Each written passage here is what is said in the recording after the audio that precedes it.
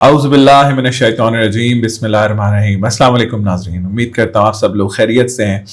तो ये वीडियो है जी most requested video on the channel Aquarius वालों के बारे में कि एक्वेरियस वालों के हालात कैसे हैं, व्हाट दे कैन एक्सपेक्ट कि आगे आने वाले वक्तों में उनके हालात कैसे हो सकते हैं। अच्छा, हम इसमें ये भी डिस्कस करेंगे कि पिछले 2-2.5 महीने या 3 महीने कह लें कि एक्वेरियस वालों का क्या स्ट्रगल रहा है, करंट सिनेरियो में एक्वेरियस वालों की क्या पोजीशन है। और अगर आप एक्वेरियस हैं तो प्लीज़ चैनल को ज़रूर सब्सक्राइब करें अगर आपने चैनल को सब्सक्राइब नहीं किया हुआ, और अपने एक्वेरियस दोस्तों को भी टैग करें, और जो एक्वेरियस फ्रेंड्स हैं आपके उनके साथ वीडियो को ज़रूर शेयर करें ताकि उनको एक आइडिया मिल सके कि व्हाट दे कैन एक्सपेक्ट। ठीक है। अच्छा, करंट सिनेरियो में हम सबसे पहले बात करते हैं उन दो सितारों की जो कि अपना घर तब्दील करने में सबसे ज़्यादा टाइम लेते हैं। जो पहला सितारा है वो जो है जी सैटर्न, और जो दूसरा सितारा है जी जो है जुपिटर। ठीक है, सैटर्न 2.5 साल के बाद अपना घर बदलता है और जुपिटर तकरीबन 1 साल के बाद अपना घर जो है वो तब्दील करता है। सैटर्न जो कि एक्वेरियस वालों के लिए बहुत ही ज़्यादा इंपॉर्टेंट सितारा है, इसी तरह जुपिटर भी बहुत इंपॉर्टेंट सितारा है। सैटर्न इस टाइम पे आपके जायचे में दूसरे घर में मूव हो रहा है जो कि फाइनेंस का घर है और जो कि जुपिटर का भी घर है।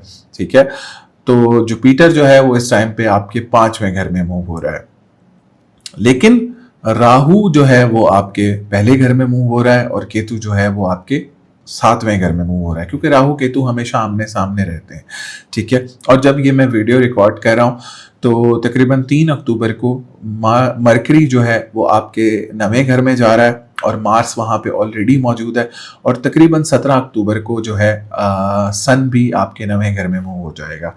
और इसी तरीके से तकरीबन नवंबर बिगनिंग यानी 2 नवंबर को वीनस जो है वो भी 9वें घर में मूव हो जाएगा। तो अब इन सितारों से क्या होता है, ये जो पोजीशन मैंने आपको सितारों की बताई है, आप इनसे क्या एक्सपेक्टेशंस रख सकते हैं।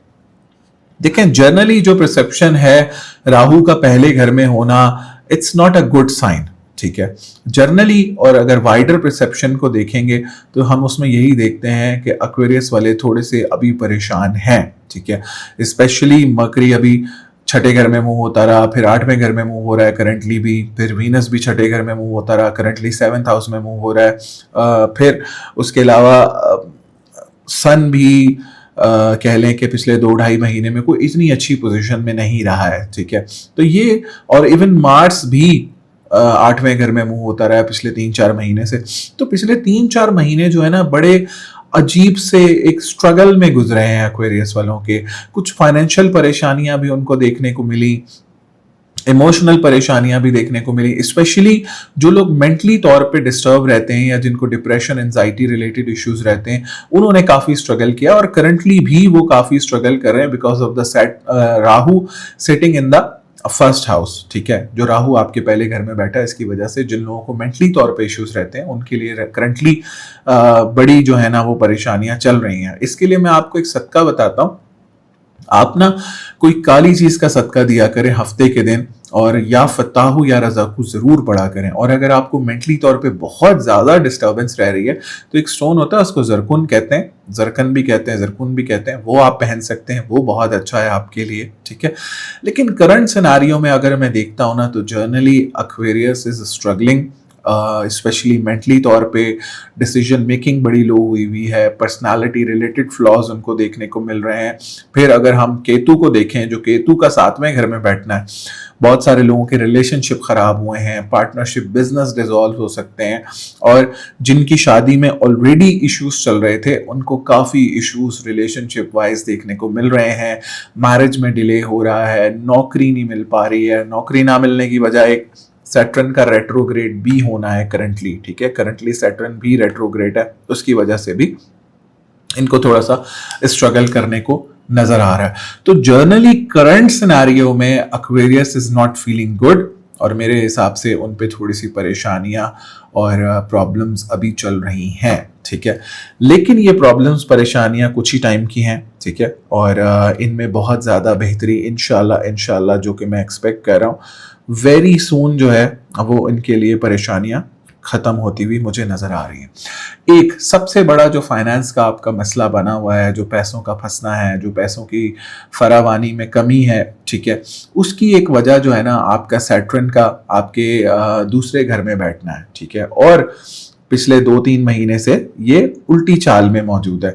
ये तकरीबन तकरीबन 26 से 27 नवंबर 2025 को ये रेट्रोग्रेशन से निकल जाएगा। तो जो आपके पैसे फंसे हैं, जो आपके मामला स्टक हुए हैं, स्पेशली जॉब के हवाले से, या जॉब चली गई है, या आपका फाइनेंस रुक गया है, या आपके खर्चे बढ़ गए हैं, या आपका कॉन्फिडेंस इफेक्ट हुआ है। अच्छा, एक तीसरी नज़र भी है सैटर्न की, जो कि आपके middle part of body, specially आपकी गट हेल्थ को ख़राब करते हुए मुझे नज़र आ रही है। वो भी इंशाल्लाह जो है 27 नवंबर से बेहतर होना शुरू हो जाएगी। एक बात। दूसरी बात ये कि जो मर्करी है वो 3 अक्टूबर को आपके नवे घर में आ जाएगा, which is also a very very very good sign, जहाँ पे मार्स ऑलरेडी मौजूद है, ठीक है। फिर तकरीबन 16 अक्टूबर को सन भी यहाँ पे चला जाएगा, जो कि आपके 7वें घर का मालिक है, ठीक है। तो अगर कोई आप रिलीजियस ट्रैवल करना चाहते हैं, उस हवाले से बड़ी अच्छी पोजीशन मेरे हिसाब से अक्टूबर के महीने में बनने जा रही है। October is going to be a great month, not just October, मुझे लगता है अक्टूबर के बाद जब 2 नवंबर को वीनस मूव होके आपके 7वें घर में आएगा, तो जो कि नवें घर में आएगा, जो कि नवें घर का ही मालिक है और आपके चौथे घर का मालिक है, यानी 2 बहुत अहम घरों का मालिक है, जो कि करंटली 8वें घर में मूव हो रहा है। इसलिए मुझे लगता है कि अक्टूबर के महीने में ख़वातीन थोड़ी सी ज़्यादा परेशान रह सकती हैं, लेकिन जैसे ही 2 नवंबर को वीनस मूव होगा आपके नवें घर में, इंशाल्लाह ख़वातीन के लिए बहुत ज़्यादा बेहतरी आएगी, आपकी किस्मत खुलेगी, आपकी मैरिज के मामलात बेहतर होंगे, आपके रिलेशनशिप के मामलात बेहतर होंगे, आपकी फैमिली के मामलात बेहतर होंगे, आपकी मदर हेल्थ इंप्रूव होगी, आपकी अपनी गट हेल्थ मुझे इंप्रूव होते हुए नज़र आ रही है। कोई रिलीजियस ट्रैवल करते हुए आप मुझे नज़र आ रहे हैं। अगर कोई आप फॉरेन ट्रिप करना चाह रहे हैं, कोई वीज़ा अप्लाई करना चाह रहे हैं, उस हवाले से भी मैं कहूँगा कि नवंबर का महीना बहुत अच्छा और बेहतरीन साबित हो सकता है इंशाल्लाह।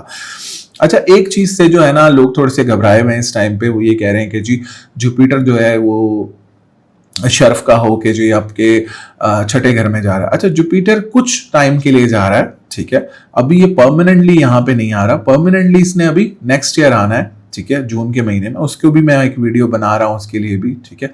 लेकिन currently Jupiter is not affecting you, ठीक है, any in a very bad manner way, कोई भी बैड तरीके से आपको इफेक्ट नहीं कर रहा है, और जुपिटर का एक पॉजिटिव रिजल्ट है। जुपिटर रूहानियत के घर में बैठा हुआ है। जो लोग रूहानियत से जुड़े हुए हैं, या जो लोग बहुत ज़्यादा एक्सट्रीमली रिलीजियस हैं, they are in good shape right now. मेरे हिसाब से वो बिल्कुल ठीक है, उनके लिए बेहतरी है। अच्छा, अगर कोई आप इस तरह का एग्ज़ाम है, जैसे कोई कंपैटिटिव एग्ज़ाम है किसी चीज़ से, जैसे आइल्स से रिलेटेड है, या आपको गवर्नमेंट रिलेटेड एग्ज़ाम देना चाहते हैं, this is the right and perfect time. मैं आपको कहूँगा आप दे दें, इंशाल्लाह आपको उसमें भी कामयाबी मिलेगी। सो ओवरऑल बहुत अच्छी। अच्छा, एक और चीज़ यहाँ पे मैं मेंशन करना चाहता हूँ, जो मेरे बहन भाई साहिब औलाद नहीं हैं और औलाद के लिए कोशिश कर रहे हैं, तो मैं उनको कहूँगा this is the right and perfect time. अभी आपके पास नेक्स्ट ईयर मई जून तक का टाइम है। अगर कोई ट्रीटमेंट लेना है, कोई भी किसी तरह की चीज़ है आप करना चाहते हैं, तो this is the right and perfect time मेरे हिसाब से, ठीक है। अच्छा, जॉब चेंज करने के हवाले से दिसंबर का महीना बहुत अच्छा है, ठीक है, कोई अच्छी जॉब ऑफर आ सकती है। एक और चीज़ है कि कोई पे इंक्रीमेंट आपका लग सकता है, कोई फाइनेंस आपका बेहतर हो सकता है, इंशाल्लाह आपका कॉन्फिडेंस बेहतर होगा, ओवरऑल इज्जत में मुझे इजाफा होते हुए नजर आता है। लेकिन थोड़ा सा खवातीन को अक्टूबर के महीने में ख्याल रखना होगा, लेकिन उसके बाद वैसे ओवरऑल अक्टूबर का महीना अच्छा रहेगा। अक्टूबर, नवंबर, दिसंबर, जनवरी, ये बहुत अच्छे महीने इंशाल्लाह एक्वेरियस के लिए साबित होंगे। जिस तरह पिछले 2-3 महीने काफ़ी स्ट्रगलिंग के रहे, तो ये अब एक उनको सुख का सांस मिलेगा और वो रिलैक्स रहेंगे इंशाल्लाह। मुझे उनका फाइनेंस भी इम्प्रूव होते हुए नज़र आता है, उनके रिलेशनशिप्स भी इम्प्रूव होते हुए नज़र आते हैं, उनके लोगों से ताल्लुकात भी इम्प्रूव होते हुए नज़र आ रहे हैं, फैमिली के ताल्लुकात भी इम्प्रूव होते हुए नज़र आ रहे हैं, रिलेशनशिप वाइज चीज़ें इम्प्रूव होती हुए नज़र आ रही हैं। बड़ा स्ट्रगल रहा है, लेकिन अब इंशाल्लाह उनके लिए बेहतरी ही बेहतरी मुझे नजर आती है। एक जो सदका मैंने आपको बताया ना काली चीज का, अच्छा ये सब कर सकते हैं, तकरीबन सब एक्वेरियस वाले ये सदका कर सकते हैं, क्योंकि राहु अभी जो है वो आपके लगन में बैठा है। अच्छा, जिनको रिलेशनशिप वाइज इश्यूज बहुत ज्यादा फेस करने को मिल रहे हैं, उनके लिए मैं कहूंगा आप इतवार के दिन कोई लाल चीज का सदका करें।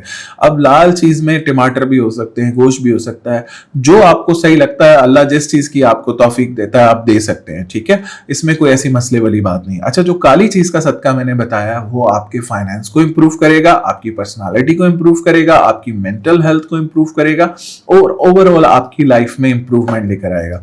तो जिस चीज को आप, जिस सेक्टर को इंप्रूव करना चाहते हैं, आप वो सदका कर सकते हैं। आप दोनों भी कर सकते हैं, ठीक है, एक हफ्ते को और एक इतवार को। तो अल्लाह पाक आप लोगों के मामलात में आसानी करे और इंशाल्लाह एक्वेरियस वालों को मैं बड़ी तरक्की करते हुए देखता हूं आने वाले वक्तों में, और बड़ी बेहतरीन चीजें हैं एक्वेरियस वालों के लिए, क्योंकि सैटर्न ने अभी 3rd हाउस में जाना है, फिर 4th में जाना है, फिर 5th में जाना है। तो अभी उनकी इंशाल्लाह बहुत ज्यादा बेहतरियां मुझे आती हुई नजर आती हैं, और इंशाल्लाह राहु भी यहाँ से लगन से निकल जाएगा तो और बहुत ज्यादा इंप्रूवमेंट इंशाल्लाह इन लोगों के लिए आएगी। तो overall Aquarius is in good position, but currently they are struggling. आने वाली पोजीशंस यस बहुत अच्छी हैं, जैसे नवंबर है, दिसंबर है, और मैं आप कहूँगा कि इसमें भरपूर कोशिश करें, अपने काम को बेहतर करने की कोशिश करें। इंशाल्लाह मामला बेहतर होंगे। अच्छा, एक्वेरियस वालों का ना एक बहुत बड़ा मसला रहता है, दे गेट लेजी समटाइम और फॉर ग्रांटेड लेने लग जाते हैं चीज़ों को, ठीक है। और एक और बड़ा मसला है इनका कि इन बेचारों को जो जिंदगी की समझ आती है ना, वो 34 से 35 साल की उम्र में जाके समझ आती है कि अपनी जिंदगी के साथ करना क्या है। ये एक बहुत बड़ा इनके साथ मसला रहता है, ठीक है।